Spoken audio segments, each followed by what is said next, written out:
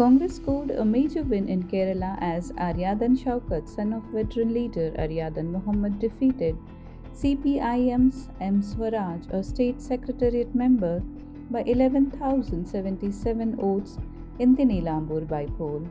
This marks the fourth bypoll defeat for the Pinarayi Vijayan-led Left Democratic Front (LDF) during its current tenure, after losses in Puthuppally, Palakkad, and Thrikkakara. Shoukath called the result a significant and expected victory, signaling widespread discontent against the ruling LDF.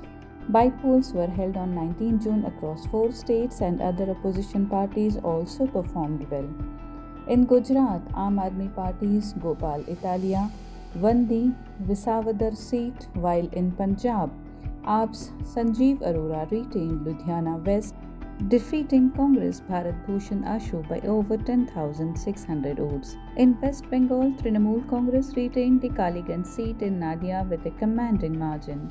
Mansoor Ali Khan, AICC Secretary for Kerala and Lakshadweep, congratulated Aryadan Shoukath, calling the victory a strong rejection of Pinarayi Vijayan's misrule and a powerful endorsement of the UDF's secular, people-centric governance model. This bypoll wave has boosted opposition morale, with regional players like Aadmi Party and TMC back in the spotlight, and Congress now eyeing momentum for the 2026 Kerala Assembly elections.